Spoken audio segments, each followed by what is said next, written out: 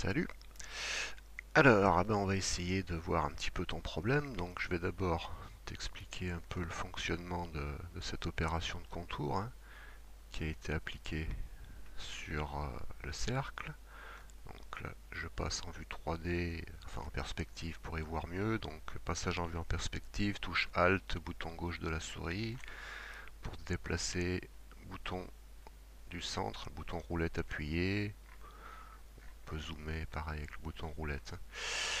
Alors,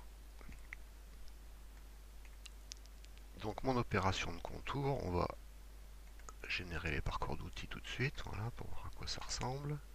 Donc on a une entrée qui descend progressivement,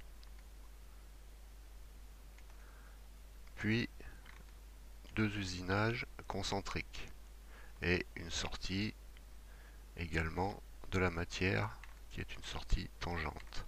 Alors, au niveau de l'opération, ici, évidemment, c'est un usinage intérieur. Bon, on détermine notre taille d'outil, un diamètre d'outil, c'est évident. Alors, la largeur d'usinage, ça correspond à ce que je t'ai expliqué sur le forum, à savoir que ici, si on dessine, donc là, on a du 8 en principe, voilà, un cercle de diamètre 8. Si par exemple je dessine un cercle de diamètre 6,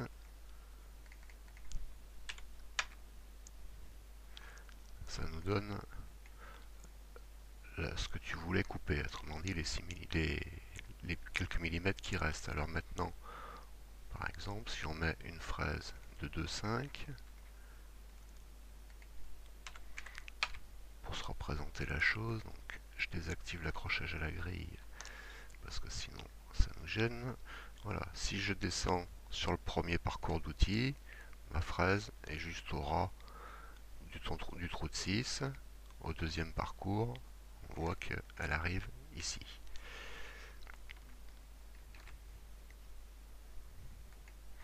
Donc on fait le ménage histoire d'y voir clair.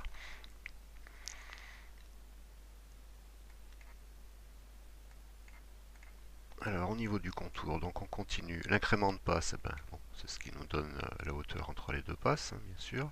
La profondeur finale, là aussi, comme je le disais sur le forum, il faut bien penser que c'est des coordonnées absolues, hein, donc on a le 0 ici, on est à -2 en dessous. Si on avait mis la surface de la pièce, qui ici est à 0, si on avait mis la surface de la pièce à 2, la profondeur finale aurait été de 0. Ensuite, l'entrée dans la matière, ici on a une entrée en spirale. Alors, sur Kanban, l'entrée en spirale signifie, quelle que soit la forme de la pièce, ça aura pu être un carré, que la fraise va descendre progressivement en tournant jusqu'à la profondeur de passe demandée. Ici, j'ai mis un angle de 10 degrés, ce qui me permet d'avoir une descente à peu près sur un demi-tour. Si on avait mis un angle de 0, Kanban aurait calculé une descente sur un tour complet de spirale pour un incrément de passe. Par exemple, on peut essayer. Voilà, on voit que dans ce cas-là, la spirale fera un tour complet ici. Donc là, les 10 degrés, c'est un peu au feeling, hein. Voilà.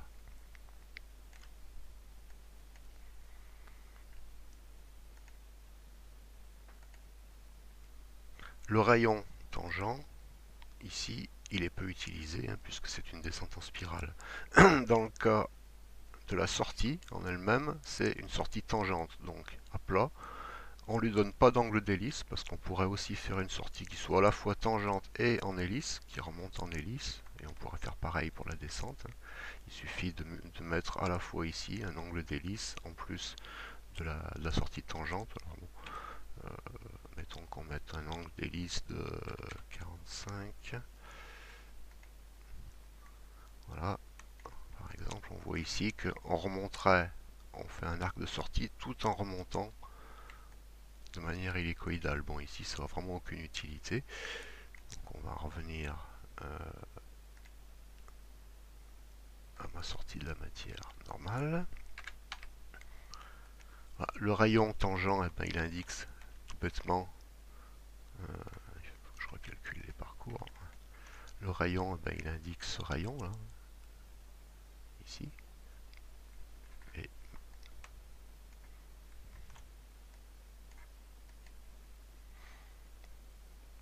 voilà, et il nous reste, donc ouais, on avait parlé de la largeur d'usinage. Donc là, si on active l'affichage de la largeur de coupe, on voit ce que ma fraise va couper.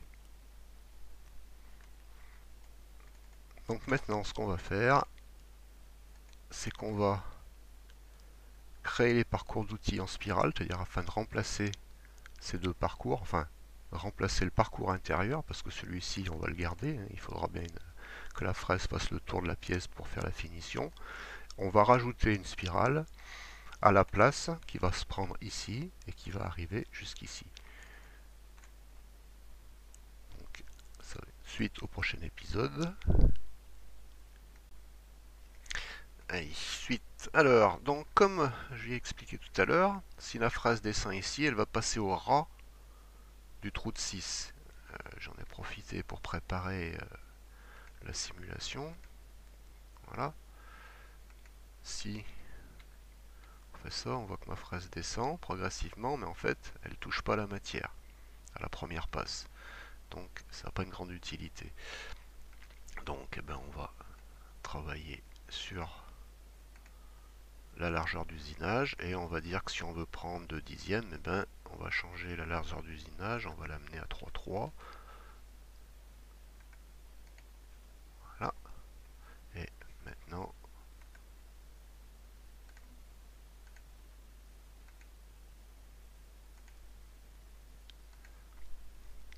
on voit que la fraise descend bien progressivement dans la matière tout en coupant un petit peu. Et par contre, contrairement à ce que tu veux, elle part pas en spirale sur le côté.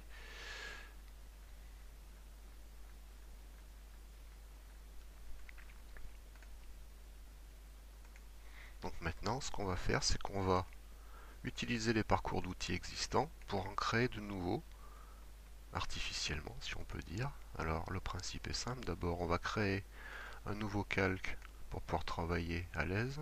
Et on va lui donner une couleur différente, par exemple en bleu clair. Et ici, après avoir créé les parcours d'outils, on peut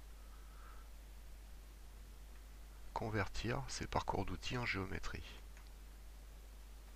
Voilà qui est fait. Il se trouve ici. Alors évidemment, on ne les voit pas à cause de ceux qui sont là. Alors on désactive l'opération et on voit bien que il m'a bien créé les parcours ici. Alors pour se faciliter les choses, c'est peu utile qu'on fasse la modification sur les deux niveaux et on va effacer le niveau du bas qui ne nous sert à rien. On fera que le reproduire. Alors, c'est pas toujours facile de sélectionner les objets quand ils se déplacent sur 3 axes, sur Kanban, parce qu'il est plus prévu pour travailler. Bon, là j'y arrive pas, donc on va passer par là. Coup de chance, c'est la bonne du premier coup. Hop. Voilà. Maintenant, ce que je veux garder, eh ben, je veux garder la descente, je veux garder la sortie, je veux garder la finition extérieure. J'ai donc que ça à enlever finalement. Alors, je le supprime. Je reviens en vue de dessus, donc vue de dessus, Alt, double clic gauche.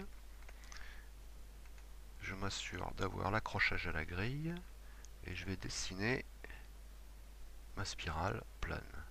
Alors, le pas, ça va être l'écartement entre les spires, donc comme on a mis 2 dixièmes ici, on va dire qu'on va prendre tout dépasse de 2 dixièmes. Voilà, 0,2. Alors horaire, anti-horaire, c'est dans le sens où tourne la spirale. Alors là, j'ai triché, je sais déjà à l'avance que en théorie, c'est dans ce sens. Je clique ici et ma spirale, elle va devoir aller jusque là. Alors, pour qu'elle s'accroche bien au point, il faut que je m'assure que j'ai l'accrochage de l'objet. Et je peux même désactiver l'accrochage à la grille pour être sûr. Et hop, voilà, elle s'accroche au bord de ce trait. Voilà. J'ai ma spirale. Alors maintenant, on va enlever ce dont on n'a pas besoin dans la spirale, c'est-à-dire en fait tout ce qui est au milieu, afin de pouvoir la raccorder ici. Alors là c'est pareil, ayant l'accrochage des objets activé, on va tracer une polyligne qui va venir s'accrocher au bout ici, et au centre ici. Hop. Donc j'ai ma polyligne qui est bien droite. Et maintenant je vais lui demander, je sélectionne la polyligne et la spirale, et je coupe à l'intersection.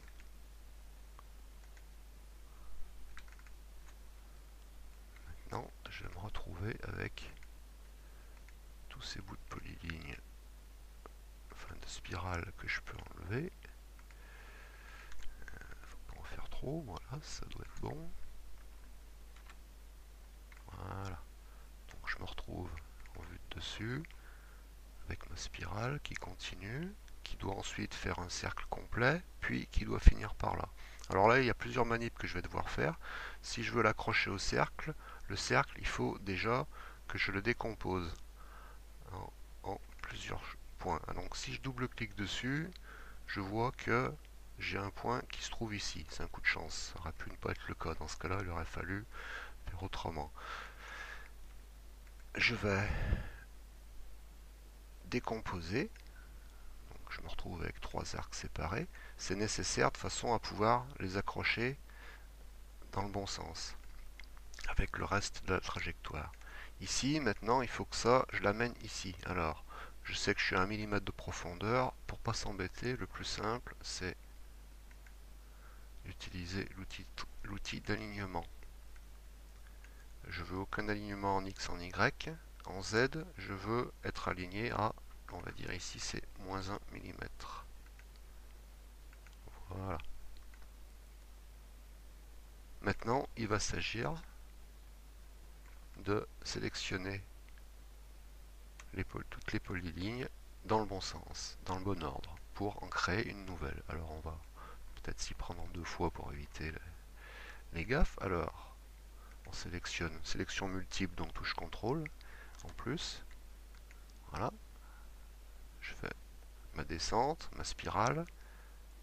J'attrape le premier arc, le deuxième arc, et là on va déjà les joindre.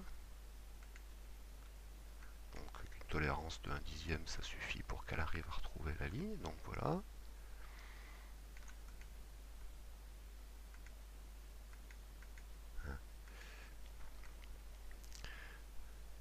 Maintenant, on va continuer la sélection en rajoutant ce bout d'arc ici.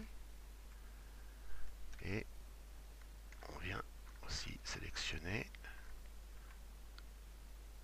le bout d'arc en sortie.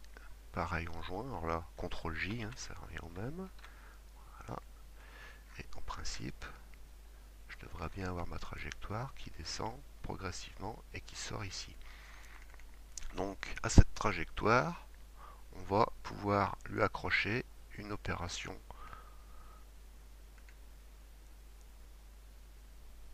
de gravure. Alors la raison de l'opération de gravure, c'est tout simplement que c'est la seule opération qui suit un parcours en 3D, autrement dit, qui peut descendre en Z. Alors, on règle les paramètres. Type de 5. Et dans la mesure où on a une opération de gravure, le bout de la fraise suit le trait. Donc on n'a pas besoin de mettre de profondeur de passe finale. Ici, surface pièce est à 0, profondeur finale est aussi à 0.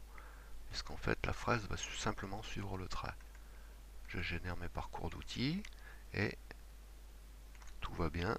Apparemment, on descend correctement ici. Alors, ma première opération étant désactivée, je crée le G-code et on va voir ce que ça donne sur la simulation en pas à pas.